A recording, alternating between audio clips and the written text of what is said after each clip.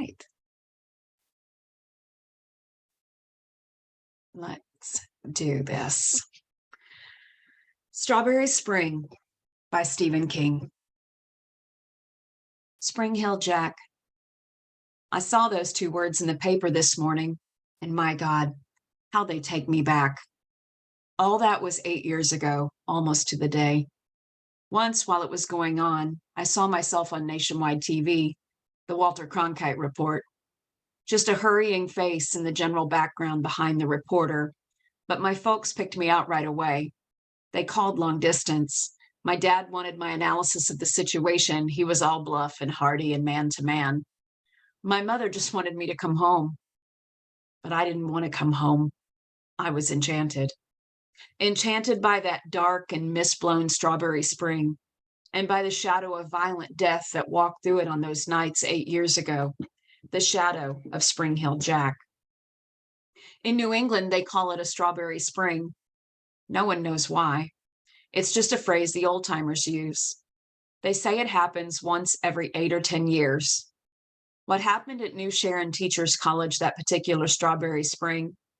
There may be a cycle for that too, but if anyone has figured it out, they've never said. At New Sharon, the strawberry spring began on 16 March 1968. The coldest winter in 20 years broke on that day. It rained, and you could smell the sea 20 miles west of the beaches. The snow, which had been 35 inches deep in places, began to melt, and the campus walks ran with slush. The winter carnival snow sculptures, which had been kept sharp and clear-cut for 2 months by the sub-zero temperatures, at last began to sag and slouch. The caricature of Lyndon Johnson in front of the Tep fraternity house cried melted tears. The dove in front of Krashner Hall lost its frozen feathers, and its plywood skeleton showed sadly through in places. And when night came, the fog came with it, moving silent and white along the narrow college avenues and thoroughfares. The pines on the wall poked through it like counting fingers, and it drifted, slow as cigarette smoke, under the little bridge down by the Civil War cannons. It made things seem out of joint, strange, and magical. The unwearied traveler would step out of the juke-thumping, brightly lit confusion of the grinder, expecting the hard, clear starriness of winter to clutch him. And instead, he would suddenly find himself in a silent, muffled world of white drifting fog, the only sound his own footsteps and the soft drip of water from the ancient gutters. You half expected to see Gollum or Frodo and Sam go hurrying past, or to turn and see that the grinder was gone, vanished, replaced by a foggy panorama of moors and yew trees and perhaps a druid circle or a sparkling fairy ring. The jukebox played Love is Blind that year. It played Hey Jude endlessly, endlessly. It played Scarborough Fair. At 10 minutes after 11 on that night, a junior named John Dancy on his way back to his dormitory began screaming into the fog, dropping books on and between the sprawled legs of the dead girl lying in a shadowy corner of the animal sciences parking lot. Her throat cut from ear to ear, but her eyes open and almost seeming to sparkle as if she had just successfully pulled off the funniest joke of her young life. Dancy, an education major and a speech minor, screamed and screamed and screamed. The next day was overcast and sullen, and we went to classes with questions eager in our mouths. Who? Why? When do you think they'll get him? And always the final thrilled question, did you know her? Did you know her? Yes, I had an art class with her. Yeah, one of my roommate's friends dated her last term. Yes, she asked me for a light once in the grinder. She was at the next table. Yes, yes, I. Yes, yes, oh yes, I. We all knew her. Her name was Gail Kerman, and she was an art major. She wore granny glasses and had a good figure. She was well liked, but her roommates had hated her. She had never gone out much, even though she was one of the most promiscuous girls on campus. She was ugly, but cute. She had been a vivacious girl who talked little and smiled seldom. She had been pregnant, and she had had leukemia. She was a lesbian who had been murdered by her boyfriend. It was Strawberry Spring, and on the morning of 17 March, we all knew Gail Kerman. Half a dozen state police cars crawled onto the campus, most of them parked in front of Judith Franklin Hall, where the Kerman girl had lived. On my way past there to my 10 o'clock class, I was asked to show my student ID. I was clever. I showed him the one without the fangs. "Do you carry a knife?" the policeman asked cunningly. "Is it about Gail Kerman?" I asked after I told him the most lethal thing on my person was a rabbit's foot keychain. "What makes you ask?" he pounced. I was 5 minutes late to class. It was Strawberry Spring, and no one walked by themselves through the half-academical, half-fantastical campus that night. The fog had come again, smelling of the sea, quiet and deep. Around 9 o'clock, my roommate burst into our room where I had been busting my brains on a Milton essay since 7. "They caught him," he said. "I heard it over at the grinder." "From who?" "I don't know, some guy. Her boyfriend did it. His name is Carl Amalra." I settled back, relieved and disappointed. With a name like that, it had to be true. A lethal and sordid little crime of passion. "Okay," I said. "That's good." He left the room to spread the news down the hall. I reread my Milton essay, couldn't figure out what I had been trying to say, tore it up and started again. It was in the papers the next day. There was an incongruously neat picture of Amalra, probably a high school graduation picture, and it showed a rather sad-looking boy with an olive complexion and dark eyes and pockmarks on his nose. The boy had not confessed yet, but the evidence against him was strong. He and Gail Kerman had argued a great deal in the last month or so and had broken up the week before. Amalra's roomie said he had been despondent. In a footlocker under his bed, police had found a 7-inch hunting knife from L.L. Bean's and a picture of the girl that had been apparently cut up with a pair of shears. Besides Amalra's picture was one of Gail Kerman. It blurrily showed a dog, a peeling lawn flamingo, and a rather mousy blonde girl wearing spectacles. An uncomfortable smile had turned her lips up, and her eyes were squinted. One hand was on the dog's head. It was true then. It had to be true.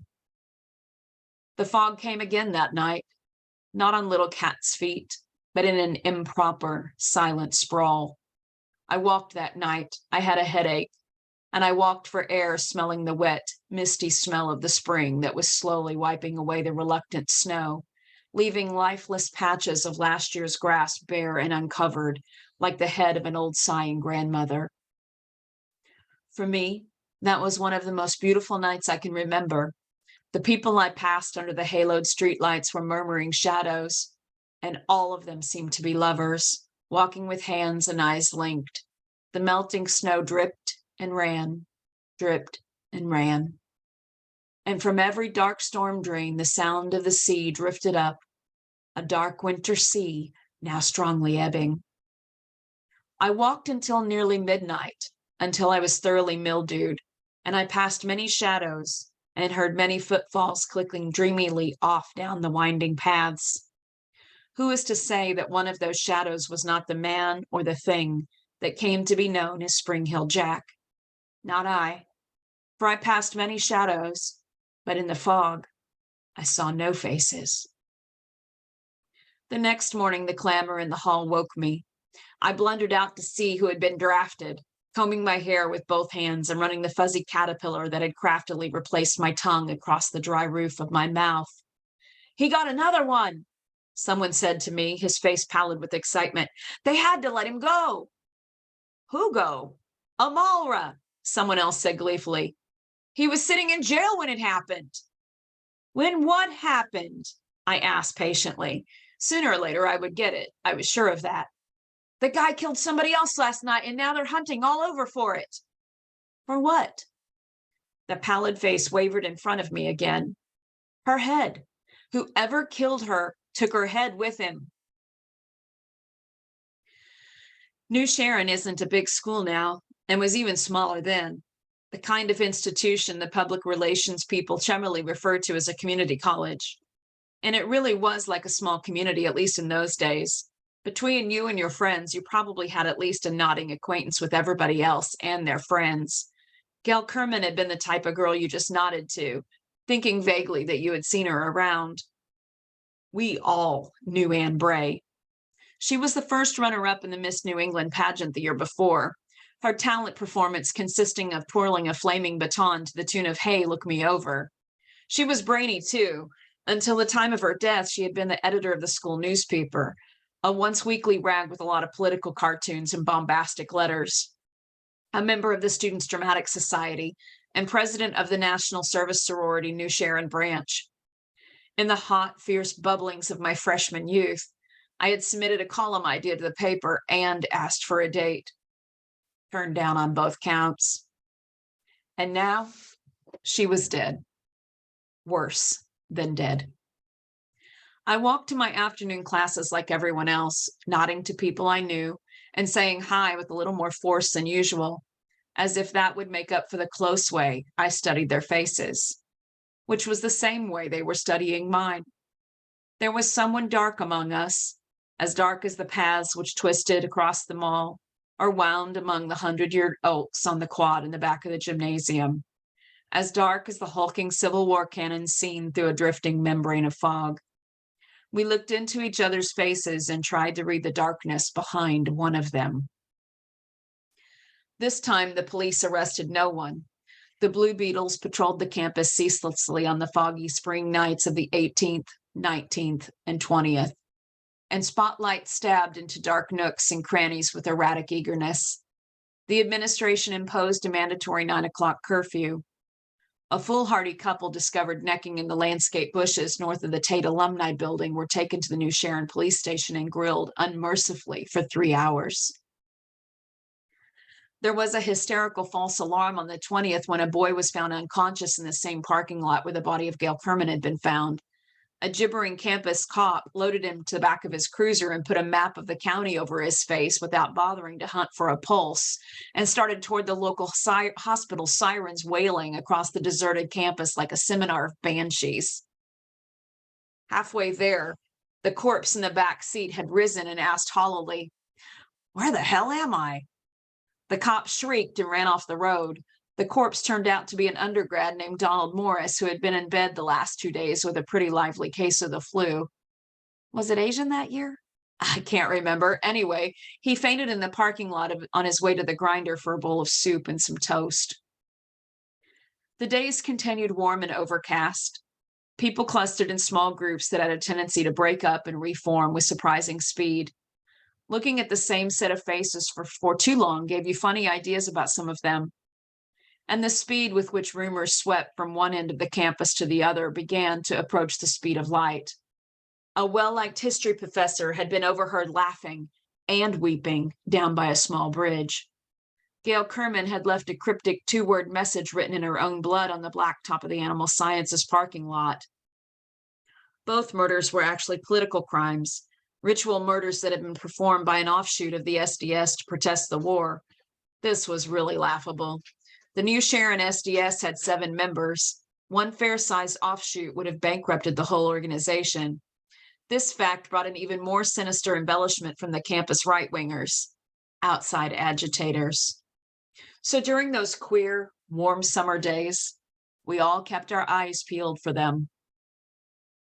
The press, always fickle, ignored the strong resemblance our murderer bore to Jack the Ripper and dug further back, all the way to 1819.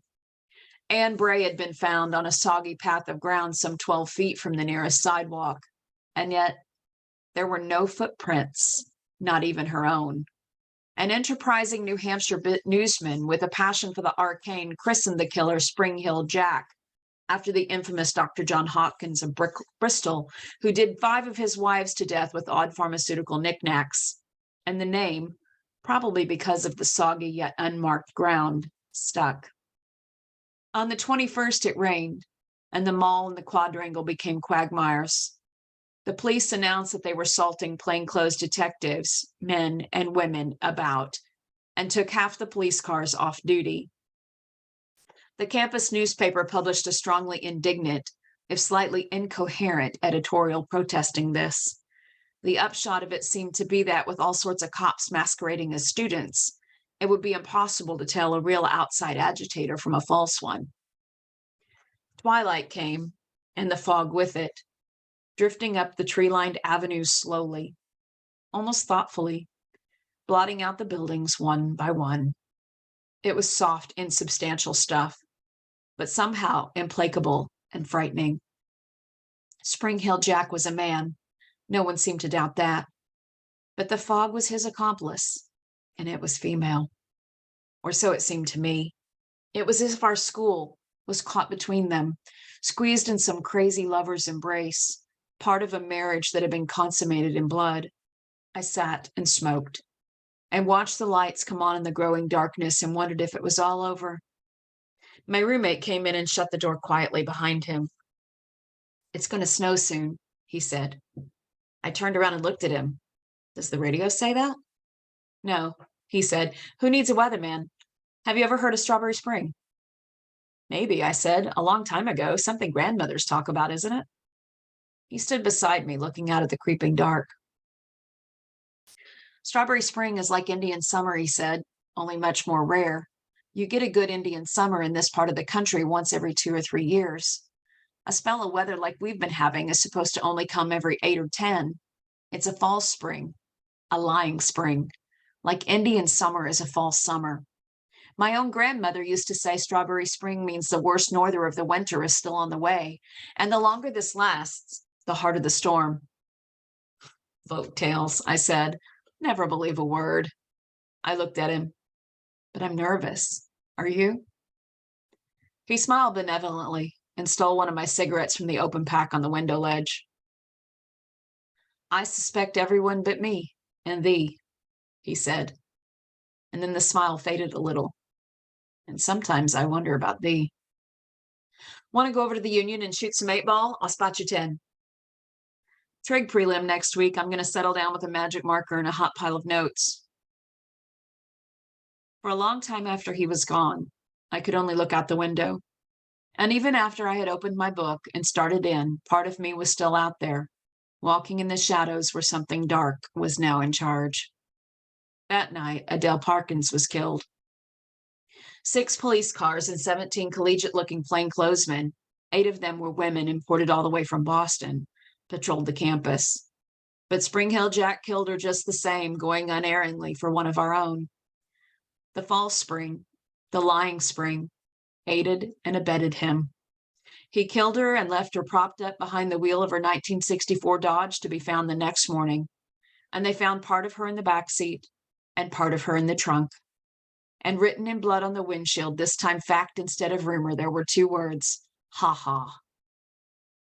The campus went silent or slightly mad after that. All of us and none of us had known Adele Parkins. She was one of those nameless, harried women who worked the breakback shift in the grinder from 6 to 11 at night, facing hordes of hamburger-happy students on a study break from the library across the way. She must have had it relatively easy those last 3 foggy nights of her life. The curfew was being rigidly observed, and after 9, the grinder's only patrons were hungry cops and happy janitors. The empty buildings had improved their habitual bad temper considerably. There is little left to tell. The police, as prone to hysteria as any of us and driven against the wall, arrested an innocuous homosexual sociology graduate student named Hanson Gray, who claimed he could not remember where he had spent several of the lethal evenings.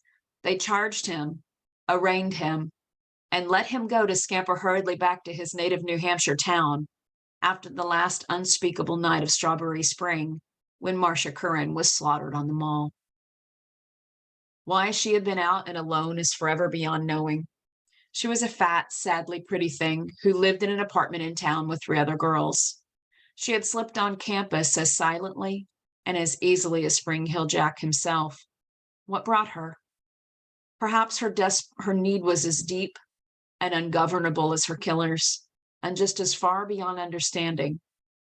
Maybe a need for one desperate and passionate romance with the warm night, the warm fog, the smell of the sea, and the cold knife. That was on the 23rd.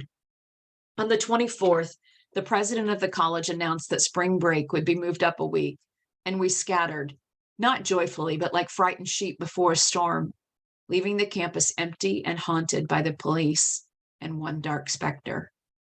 I had my own car on campus and I took 6 people downstate with me, their luggage crammed in helter-skelter.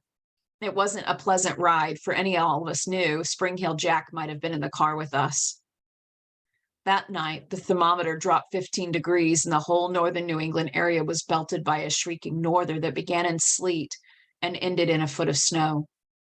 The usual old duffers had heart attacks shoveling it away. And then, like magic, it was April.